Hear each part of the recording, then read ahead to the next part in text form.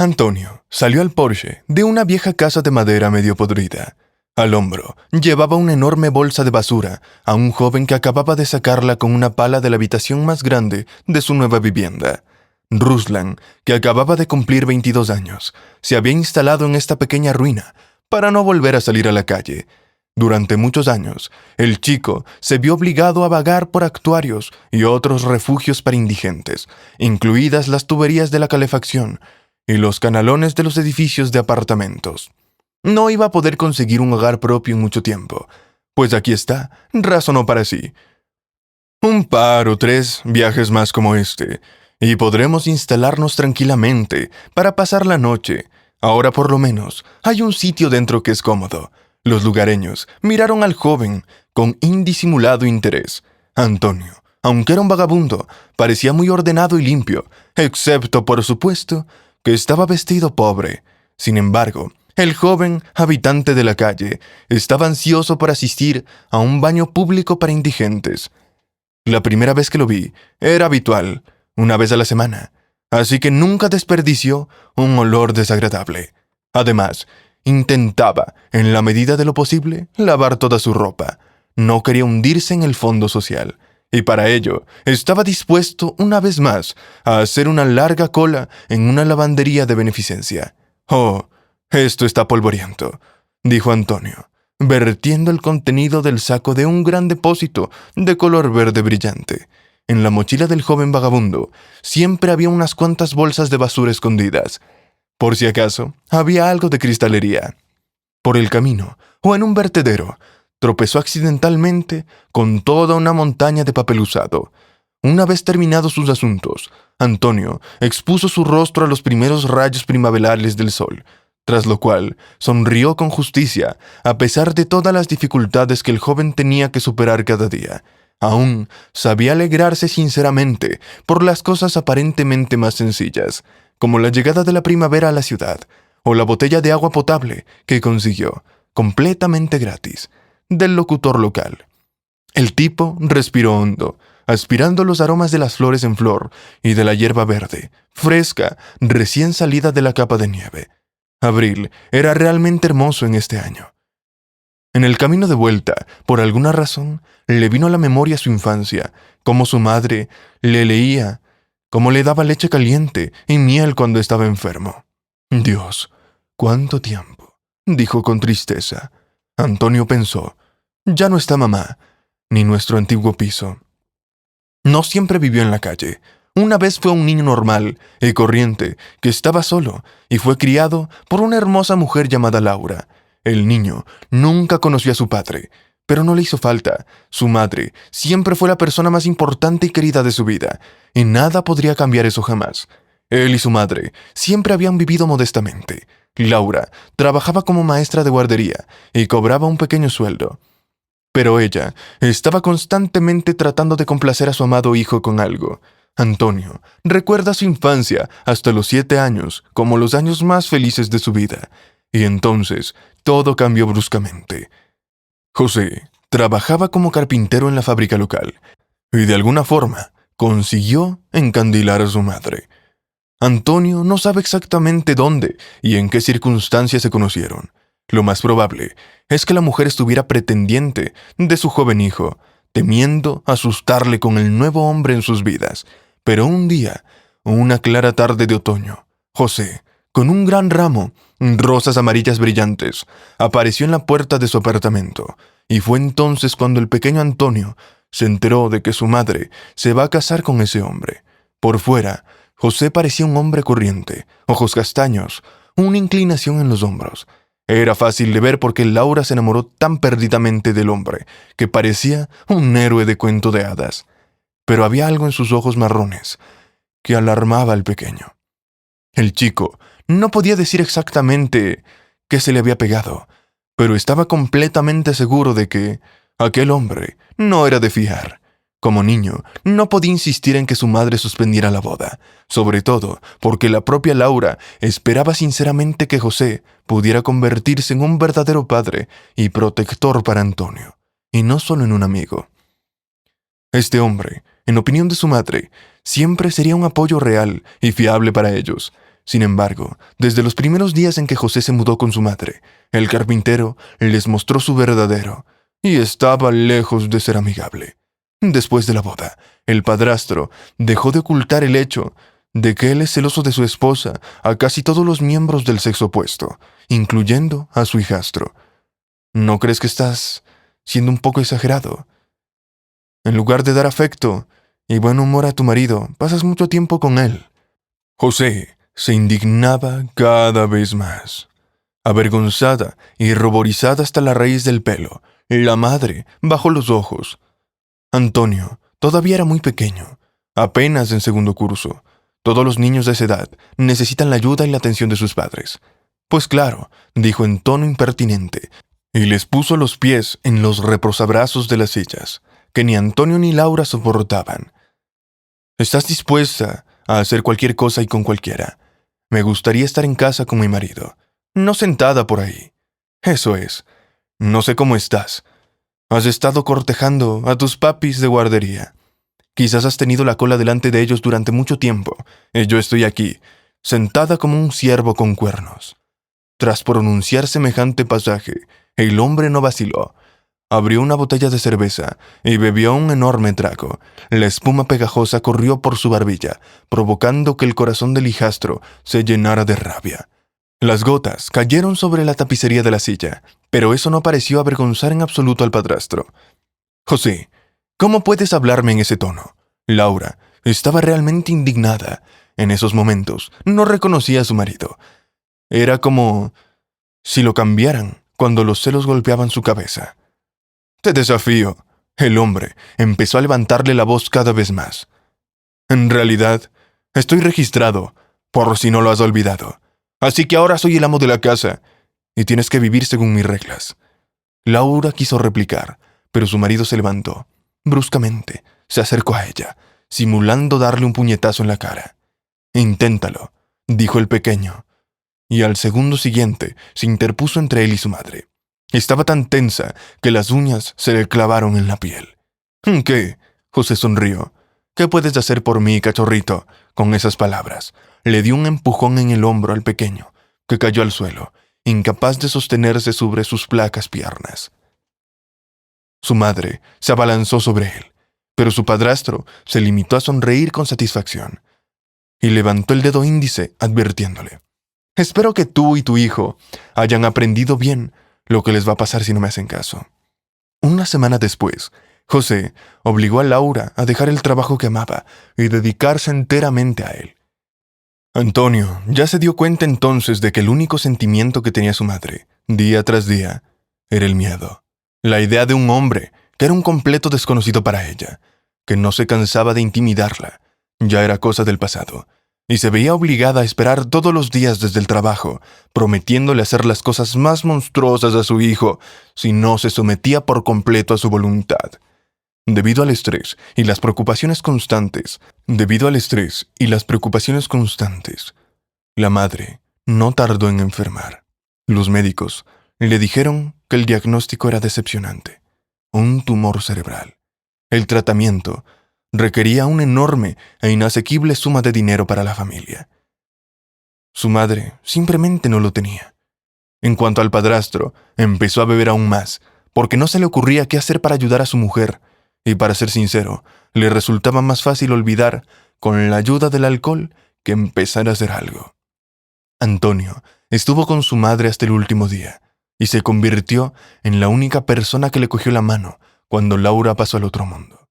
El padrastro bebía cada vez más a menudo, y poco después de la muerte de su madre, empezó a llevar a sus compañeros de borrachera al apartamento. El hijastro, que para entonces ya cumplió 12 años, intentó por todos los medios que José dejara de rodar hasta el fondo del vaso, pero en lugar de darle las gracias, no paraba de insultarle. Al final, al carpintero simplemente lo echaron de su trabajo. José compraba una ínfima prestación por desempleo y algunas miserias cantidades como padre soltero. Pero estaba claro que no era suficiente, así que luchaban por llegar a fin de mes. Durante uno de los escándalos habituales, José lanzó al adolescente a la calle por el pescuezo, como un gatito que araña. «¡Vete de aquí!», dijo mientras bajaba literalmente al chico por las escaleras del tercer piso. Tus sermones ya están sentados ahí, en mi hígado. Tu hígado va a fallar muy pronto si no dejas de beber todos los días, le gritó Antonio, mientras intentaba subir la cremallera de su vieja chaqueta. Era octubre y ya hacía bastante frío. En lugar de responder, su padrastro hizo un gesto obsceno. Eres demasiado listo. Si pasas la noche en la calle, entonces entenderás cómo tratar a los ancianos. Estoy harto, le espetó al fin, y le cerró de un portazo la puerta del apartamento. Por suerte, el chico llevaba las llaves consigo aquella vez, así que a medianoche, cuando ya no era posible estar fuera, volvió a casa. Tan bien como esperaba, se encontró a José roncando en el suelo del pasillo, pero con una botella en los brazos. Cerca, en su habitación, tumbados en la cama, unos desconocidos, un hombre y una mujer. Espantoso, arrugó la nariz y se fue a dormir al cuarto de baño, cerrando el pestillo por dentro. Por la mañana, por supuesto, recibió la medida completa de su padrastro. Las peleas entre ellos, por aquel entonces, habían dejado de ser una rareza. Antonio fue capaz de defenderse de su padrastro, que apenas podía más, pero también consiguió ponerle un gran ojo morado, con el que el pobre tuvo que ir al colegio. El futuro vagabundo ya cursaba entonces el 8º curso, y como todo adolescente en esta edad difícil, era especialmente vulnerable, consciente de la humillación y la fatalidad de su situación.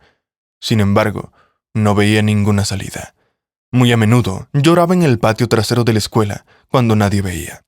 Simplemente no podía hacer frente a sus sentimientos, porque después de la escuela tenía que volver a casa de todos modos, y todo volvería a empezar. E incluso era un alumno sobresaliente y notable, y sus profesores eran bastante fieles con él. Todo el mundo sabía que vivía con un padrastro borracho, y que ambos estaban casi por debajo del umbral de la pobreza. Sin embargo, nadie podía ayudar al pobre. José era su tutor oficial, pero nunca acudía a las reuniones escolares. El propio chico, por muy aguda que fuera la situación, entre él y el padrastro, nunca llamó a la policía a la casa porque no quería acabar en un orfanato al final. Cuando el joven tenía 16 años y la graduación estaba en el horizonte, tuvo una nueva tragedia. Una vez, cuando en la escuela, José borracho se olvidó el gas de la estufa con una olla de sopa.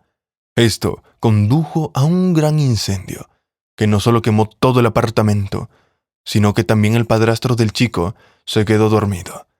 Es difícil saber qué en ese momento. Por supuesto, a pesar de toda la antipatía que sentía por José, nunca le había deseado ese destino.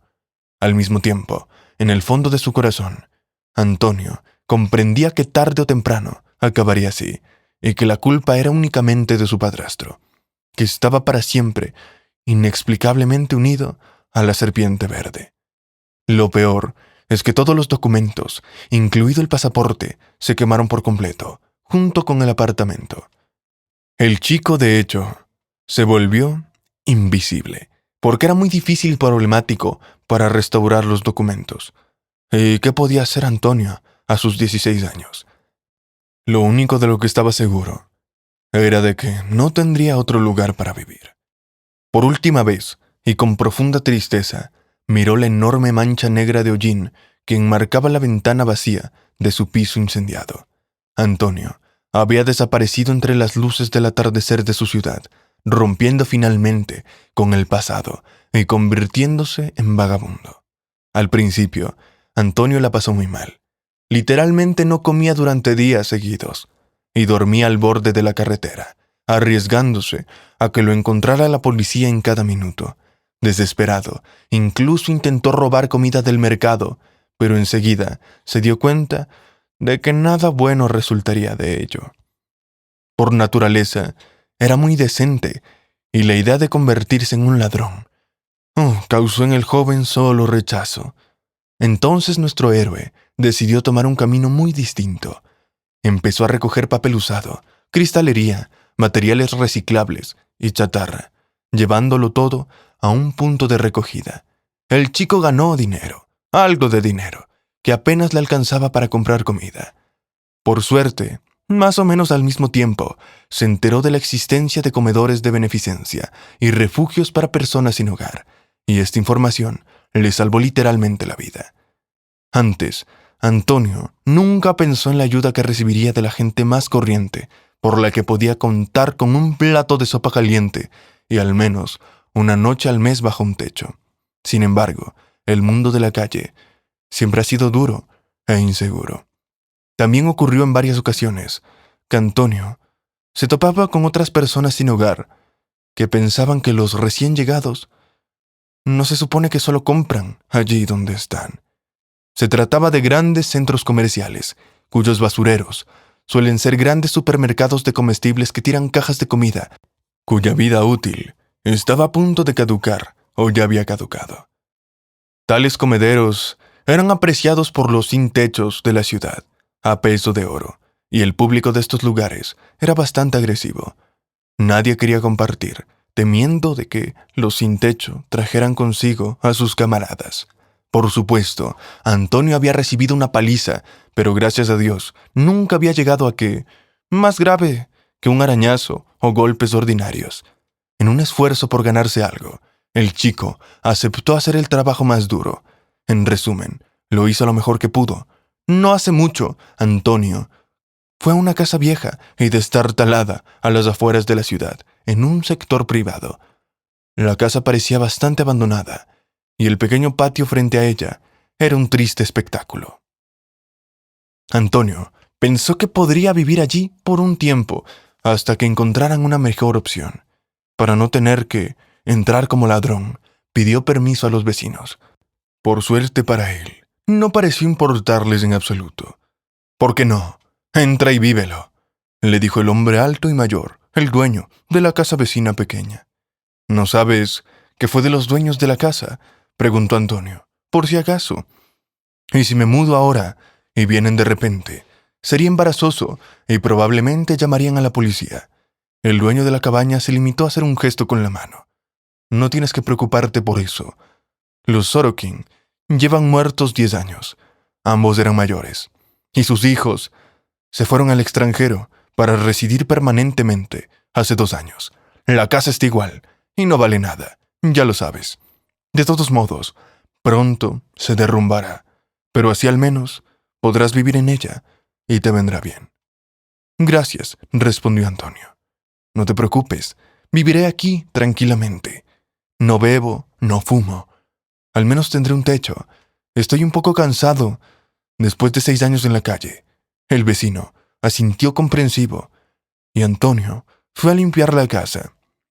En cuanto abrió la chirriante puerta de madera desgastada con el tiempo, de virutas y polvo, tras contemplar el estado de su nueva vivienda desde adentro, el chico dijo irónicamente: «Sí, y acá habrá más trabajo que el que pensaba», desembalando habitación por habitación.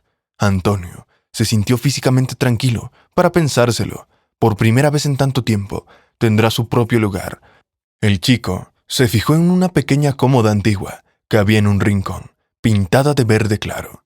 «Vaya, ¿qué es?», pensó para sí mismo el joven. «Probablemente sea más vieja que yo, e incluso que mi madre». Antonio quería ver la ornamentación de las puertas, así que se acercó. Una de las puertas estaba ligeramente entreabierta, como invitando al tipo a ver lo que había dentro. «Bueno, básicamente se puede utilizar solo para quitar el polvo de los estantes. Eso es todo», racionó para sí mismo. No había nada en las estanterías, pero al meter la mano en la pared del fondo, palpó algo y, para su sorpresa, se dio cuenta de que había encontrado el pasaporte de alguien. Pertenecía a una chica y, a juzgar por su edad, un poco más joven que él. Por la imagen, estaba mirando a una bonita persona pelirroja. Los ojos azules brillantes definitivamente tenían el misterio de mirar la alma de una persona. «Vaya, vaya», pensó para sí, y solo hace 1 año que se lo habían expedido. Se preguntó qué habrá pasado. Habrá perdido el pasaporte, y ahora anda de un lado para otro, y no sabe dónde hacerlo. Es un documento importante. Sin él no puedes conseguir trabajo o ir a la universidad. Antonio lo pensó, en el buen sentido. Debería haber llevado su hallazgo a la policía y luego dejar que ellos mismos se ocuparan de todo. No estaba seguro de querer involucrarse con las autoridades. La última vez que se vieron, el tipo había sufrido. Un día, la policía asaltó el refugio donde se alojaban él y otra docena de personas sin hogar, que llevaban un par de semanas soportando las frías noches de invierno. Con él, como con todos los demás, los cogieron con una porra y amenazaron con dejarlo en la comisaría. Fue un milagro. Consiguió escapar. ¿Qué había que hacer? ¿Dejar todo como estaba o intentar ayudar a este desconocido pelirrojo? Al final, Antonio decidió actuar como un ciudadano respetuoso, con ley, y llevar el pasaporte encontrado a la comisaría más cercana. Tras tomar la decisión, se aseó y se dirigió a su importante asunto. Por desgracia, la propia comisaría no estaba muy contenta con el candidato tan específico. El hombre de guardia, un hombre de cara muy delgada, con gafas cuadradas, se comportó con el vagabundo de una manera más que despectiva. «Chico, tú lo quieres más que nadie. ¿Por qué te metes conmigo con este pasaporte? Ya es viejo. ¿Y quién no lo ha perdido? Ya habrá hecho otro». «No, no lo ha hecho. Solo hace un año que se emitió. Te lo digo yo. Mira». Antonio trató de explicarse. Con la emoción, su voz subió una octava. No me grites así. Vamos. Y de hecho, tal vez usted simplemente no recibió la recompensa por este pasaporte, por lo que quiere fundir en nosotros. Venga, enséñalo. Y el mío primero. Y luego hablaremos. En ese momento, el jefe salió de su despacho. Era alto y moreno, y de algún modo recordaba sutilmente a su padrastro. No era tanto su aspecto como el peculiar comportamiento del investigador. Se acercó al chico con paso fanfarrón y miró a Antonio de pies a cabeza. Después, el hombre preguntó al vagabundo con una desagradable sonrisa en los labios: «¿Qué ciudadano? ¿Te remuerde la conciencia? ¿Vienes a rendirte?» En el dedo índice de su mano izquierda, el investigador hacía girar el anillo con las llaves de su despacho, exactamente lo mismo que solía hacer José. Así que Antonio inmediatamente supo lo que pasaba con ese hombre. Le sería muy difícil negociar. «No entiendo por qué todos quieren echarme la culpa», dijo Antonio, con resentimiento en la voz. «Acabo de encontrar el pasaporte de otra persona y lo quiero dar a la policía, como es debido». «Dámelo, no te mezcles», interrumpió bruscamente el jefe, y con un rápido movimiento le arrebató el pasaporte de la mano. Sin embargo, al abrirlo y echar un vistazo, lo que había ahí dentro, nunca se molestó en hacerlo. «Oye, ten cuidado con eso. Después de todo, es un documento», Antonio dijo impulsivamente, por lo que de inmediato estaba mirando al investigador con una mirada fría como el hielo. «Eres muy valiente por lo que veo». La frase del policía fue interrumpida por la repentina apertura de la puerta principal. El general Boykov entró en la comisaría, acompañado de varios empleados. El general estaba inspeccionando toda la comisaría del territorio que había sido confinado. Últimamente, reciben demasiadas llamadas de los agentes de asuntos internos. El problema de la corrupción en el sistema no se ha resuelto. Así que Boykov tuvo que investigar el asunto por sí mismo. Al ver a los tres, preguntó brevemente: «Saludos, colegas. ¿Qué pasa aquí?» Debo decir que el estado de ánimo del general ese día era simplemente repugnante. Y si no fuera por sus deberes de trabajo, ahora estaría diciendo: «¿Cuál era la pregunta por la que acudió usted, este ciudadano?». Volvió a preguntar el general. Al policía moreno le cambió la cara en un momento. «Buenos días. Ya hemos llegado a mantener una charla explicativa con el ciudadano sobre cómo entregar correctamente los documentos perdidos». Entonces, Boykov se dio cuenta de que su subordinado jugueteaba con el malogrado pasaporte en sus manos. «Vamos, dámelo, que estás agarrando». Pero tan pronto como el general lo vio, se tambaleó. Incluso tuvo que apoyarse en uno de sus subordinados para no caer. El general sabía muy bien a quién pertenecía el documento. «Dios mío, ciudadano, ¿dónde lo has encontrado?». Boykov se volteó hacia el niño. «Por favor, Tienes que enseñarme dónde has encontrado este pasaporte. Son los documentos de mi hija, Josefa. La secuestraron hace 9 días. Esos idiotas de nuestra comisaría siguen sin encontrarla. No hay ni una pista. Y esta gente... El general respiró hondo, tratando de calmarse. Me crucé en el camino de las autoridades influyentes. Son de la capital, dijo sombríamente. Me ofrecieron mucho dinero para resolver su problema. Me prometieron que ellos llamaban un porcentaje gordo de los beneficios. Pero rápidamente les expliqué qué pasaría si se atrevían. Así que decidieron robarme a mi hija Josefa, y ahora me la exigen, que acepte sus condiciones. Oh, que mi hija... Boykov no pudo terminar, hundiéndose lentamente en la silla, traída por Stefanov, el jefe. Los sentimientos del general eran tan fuertes que no pudo contener las lágrimas que acudieron a sus ojos. Josefa es lo más querido que tengo en la vida, murmuró, y se secó los ojos con un suave pañuelo. Y si le pasa algo, no podré vivir así. Antonio se compadeció sinceramente del hombre de alto rango, cuyo corazón estallaba ahora de miedo por su hija secuestrada. Encontré este pasaporte en una casa abandonada en las afueras de la ciudad, cerca de la zona industrial, dijo nuestro héroe lentamente, intentando no ser lo menos calmado posible.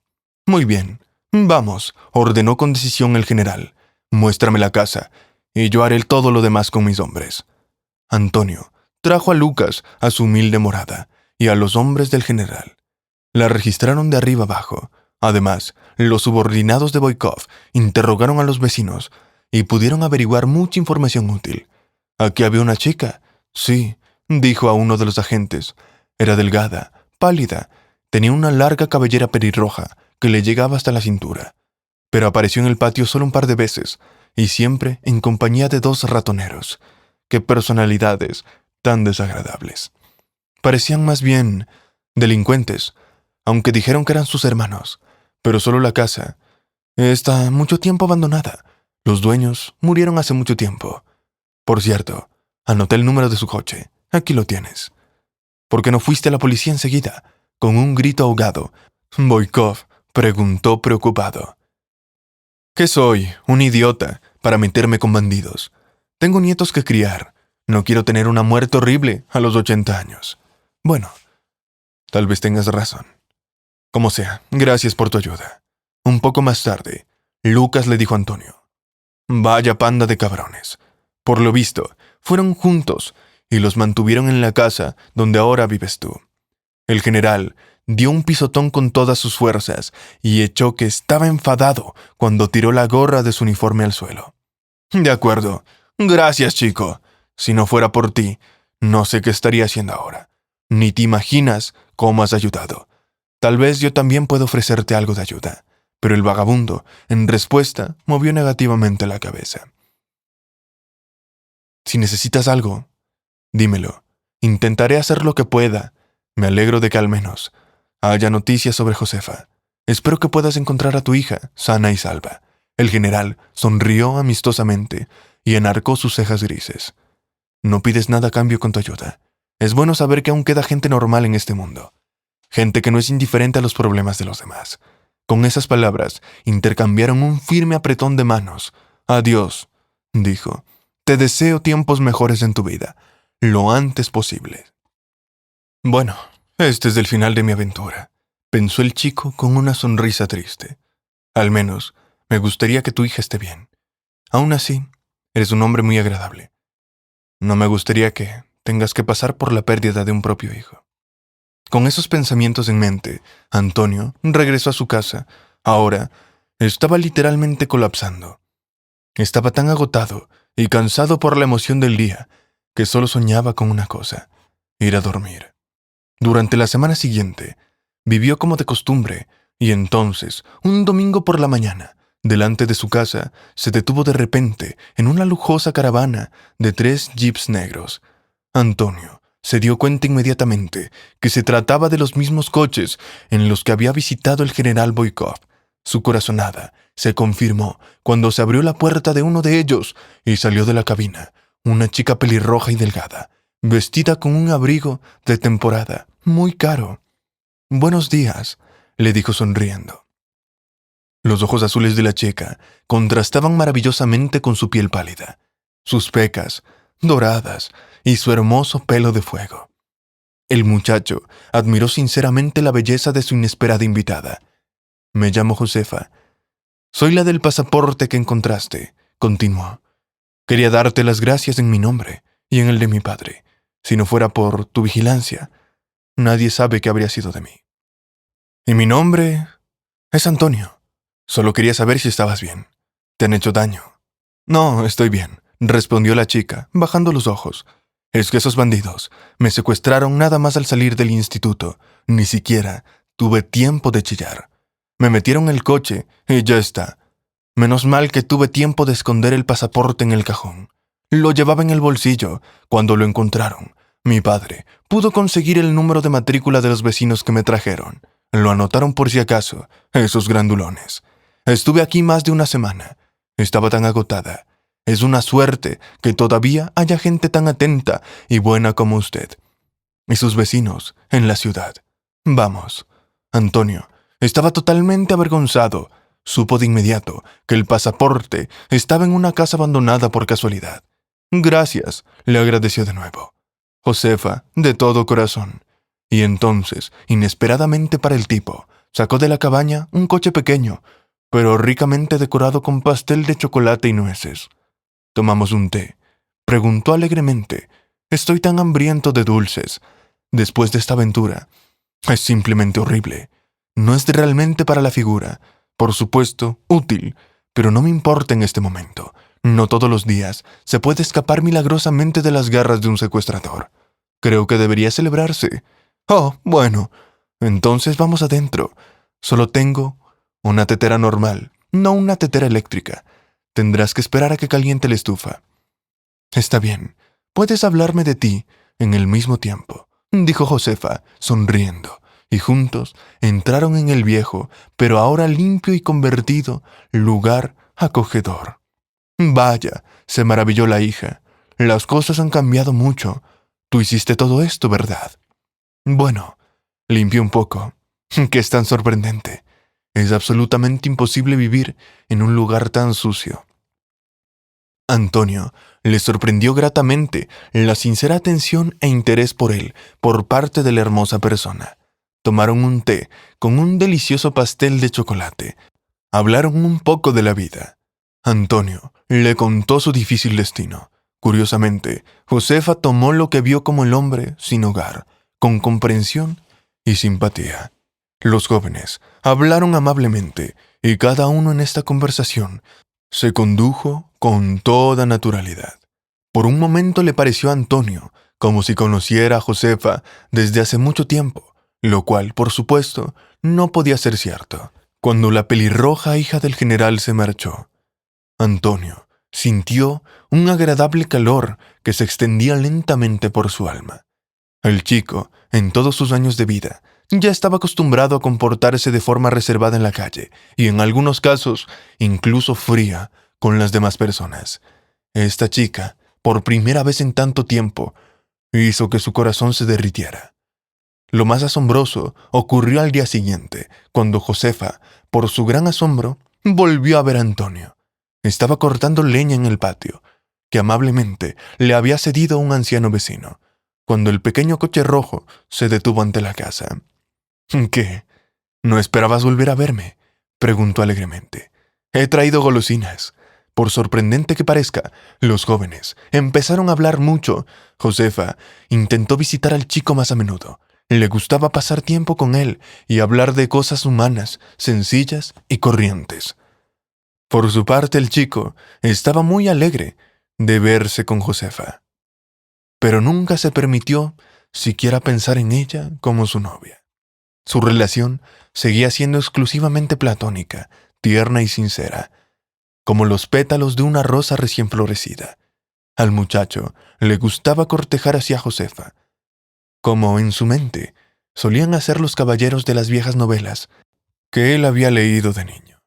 Y Josefa, en efecto, veía en él a un caballero, un protector, alguien en quien siempre se podía confiar y que podía sin miedo abrir su alma, pero que nunca le usaría para hacer daño a la propia muchacha. El único problema que ensombrecía el buen humor y la alegría de salvar a Josefa era su prometido, Mijail, con quien la hija del general había tenido una relación mucho antes del secuestro. Un día se la llevó sin miramentos de la casa de Antonio, que le cayó mal de inmediato en cuanto lo vio. Para él, ese pobre vagabundo no era nada más que un vagabundo que participaba en su salvación, sino, curiosamente, un rival. «Deberías haberte mantenido alejado, Josefa», le amenazó Mijail. «Estoy cansado bastante de sus encuentros. Ya no hay amigos normales con los que pasar el tiempo. Dime, ¿qué le hiciste? Que se desgarra cada día». Antonio decidió luchar por ese rayito de luz que tan inesperadamente apareció en su vida. «Quizás Josefa y yo tenemos algo que hablar, a diferencia de ti. Ni se te ocurra pensar que ella...» Le sisió furiosa, y entonces sacó a la indignada muchacha de la casa y la obligó a subir en el carro. «Mijail, ¿qué haces? Me estás haciendo daño», ella gritó, cuando él la apretó con fuerza. «No te duele, no duele», hizo sufridor natural. «Y estaba tan preocupado por ti cuando te fuiste envuelto en todo el asunto del secuestro. Así que estaba deseando saber de ti, saber que estabas viva. ¿Y qué tú, pasando el día con un fulano? Esto no es correcto, Josefa. ¿Qué podrías tener en común con él?» Ella apretó los labios con resentimiento. «No lo entiendes, Mijail. Antonio es completamente diferente. Es una persona real. Con él es realmente interesante solo hablar. Y tú últimamente te has convertido en algo ajeno y frío». Josefa se volteó furiosa a la ventana. En realidad, la muchacha no estaba muy lejos, y ella misma lo comprendía perfectamente. El matrimonio habría sido un partido perfecto para él, ya que era el hijo de un poderoso hombre de negocios, y una gran oportunidad para impulsar dramáticamente su propia carrera en la ley, a expensas de la influencia, en los círculos correctos de su padre. El propio Mijail, por supuesto, no estaba preocupado por Josefa en los momentos de su secuestro, simplemente porque nunca la amó. La idea era darle una anexión a Antonio para que no tuviera que mirar a las novias de otro. Tras convencer a sus hombres, Mijail se aseguró de que Antonio, al día siguiente, fuera recibido en un callejón cuando llegaba a casa. Nuestro héroe se defendió lo mejor que pudo, pero fue golpeado en la cabeza. Ni siquiera eso fue suficiente para Mijail. Ordenó quemar su vieja casa. Afortunadamente, la herida del chico no fue mortal, pero necesitaba una transfusión de sangre, y era urgente. Cuando el general Boykov se enteró de lo ocurrido, se enfadó muchísimo. Por supuesto, supo de inmediato de quién era la mano, y por lo tanto, inmediatamente, llamó a Mijail. «¿Qué haces, sinvergüenza? ¿Quién te crees?» «No sé lo que quieres decir. ¿Por qué me hablas en ese tono?» El general, que siempre había tratado a Antonio con cuidado, solo se enfureció más tras el incidente con la hija y gritó al teléfono. «¿Te atreves a decirme que no lo entiendes? ¿Qué demonios hicieron tú y tus bastardos con Antonio? ¿Estás enojado, ah? ¿Quieres probar la dura vida? Bueno, te la daré de inmediato, tenlo por seguro. Si el tipo muere hoy, los meteré a todos en la cárcel. Aunque has estado pidiéndome que sea tu yerno, irás a la cárcel por mucho tiempo. Maldita juventud dorada». El general, murmurando odiosas maldiciones a Mijail, colgó la llamada. Mijail, después de semejante paso del ya definitivamente ex-suegro, empezó a recoger energéticamente sus cosas en una maleta, preparándose para tomar un avión. Y ninguna fuerza de amor por Josefa pudo detenerle. Lo principal para gente tan mezquina como Mijail es salvar su propio pellejo. El resto no le interesaba. Mientras tanto, los médicos del hospital explicaron que el joven tiene un tipo de sangre muy extraño. Un donante será difícil de encontrar ahora. «Así que toma mi sangre», exclamó sin duda Boykov.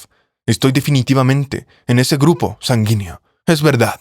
Cuando el hombre le dio la sangre, el médico le miró sorprendido y dijo: «Ciertamente no creo en las coincidencias, pero apuesto que usted y este vagabundo Son parientes cercanos, probablemente incluso padre e hijo. Boykov sintió que poco a poco se cubría de sudor. No es ninguna broma escuchar esa noticia así en su vejez. Conmocionado hasta la médula, preguntó: «Dígame, ¿podemos hacer una prueba comparativa de ADN ahora mismo? Ya sabe, para estar seguros». El médico asintió comprensivo, pero advirtió a Boykov que la prueba no estaría lista hasta dentro de 2 días. Él estuvo de acuerdo, sobre todo porque la vida del chico estaría a salvo. Podía tranquilizarse un poco. Al final, la prueba mostró una coincidencia exacta. El general y Antonio resultaron ser parientes. Y Josefa resulta que era la hermana menor de parte del padre de aquel vagabundo. Muchacho, has sido huérfano durante tantos años y de repente encontró un padre y una hermana maravillosa. El corazón del chico se alegró. Era el día más feliz de su vida. A pesar de la puñalada, no dejaba de pensar que recordaba a alguien, dijo el general, mirando el rostro de su hijo.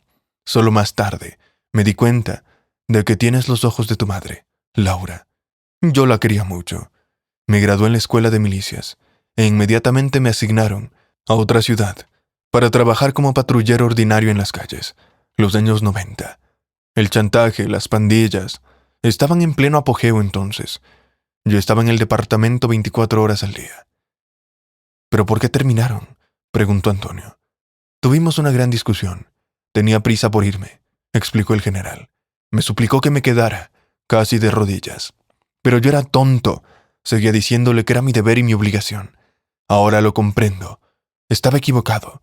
Habría dado cualquier cosa por volver atrás. Pero por desgracia, el general se secó las lágrimas, y Josefa trató de consolarle y acariciarle el brazo.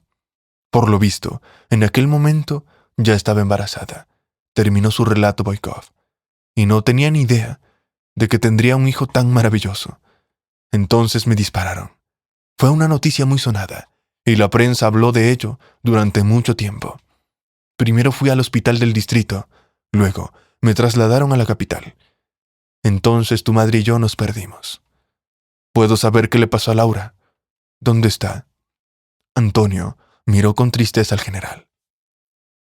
Mamá, por desgracia, murió hace muchos años, justo antes de que mi padrastro se convirtiera en un alcohólico redomado y comenzara a tirarme a la calle. He estado vagabundeando desde que tengo 15 años. Y luego se quemó nuestro apartamento en aquel incendio. Dios, Josefa me dijo algo así, pero no podría ni imaginarlo, hijo. En un arrebato de emoción, Boykov abrazó a Ruslan y Josefa se unió al fuerte abrazo familiar, con brazos alrededor de ambos desde arriba. El general se alegró de que en su vejez pudiera encontrar al hijo que había perdido hace más de 20 años y traer a la casa a su amada hija. Después de recibir el alta, los tres visitaron la tumba de la madre. Boykov lo dejó cerca de su modesto monumento, con un enorme ramo de rosas escarlata. Un mes más tarde, cuando Antonio, Josefa y Boykov estaban sentados en su casa, el anciano anunció alegremente a los niños: «Ya está. He terminado, chicos. He decidido jubilarme. Ahora voy a cuidar de mis nietos en su lugar. No pude criar a mi hijo, así que al menos conseguiré que mis nietos se recuperen. Todavía tengo fuerza. Solo su tarea es encontrar buenos compañeros de vida con los que puedan entrar en el fuego y en el agua». Eso es, camarada. En broma, no voy a ser capaz de encontrarlos, pero voy a encontrarlos en alguna parte. No te preocupes, hermana. Yo me ocuparé de ellos. Así, ahora la gente como Mijail no se te acercará en absoluto, le aseguró riendo el hermano menor. Antonio estaba muy contento de volver a encontrar a su familia. Gracias a su padre, pudo recuperar su pasaporte y poco a poco encauzó su vida. Fue a la universidad, estudió psicología. Más tarde, consiguió trabajo en una muy buena empresa, donde ahora puede perfeccionar en la práctica sus habilidades. Con su padre y su hermana, el antiguo vagabundo mantiene una magnífica relación. se comunican constantemente y pocos años después, Antonio y Josefa hicieron de las suyas. Ahora tienen a su lado a las personas más fieles y cariñosas, con las que los hermanos no tendrán miedo de caminar por la vida, y a las que ellos mismos amarán hasta la vejez. Y por supuesto, el sueño del general de tener nietos pronto se hizo realidad. Josefa tuvo gemelos, Ania y Vania, y Antonio y su mujer le dieron otro precioso nieto, al que la pareja llamó Carlos, en honor de su querido abuelo. Ahora a todos ellos solo les queda felicidad y el más brillante futuro por delante.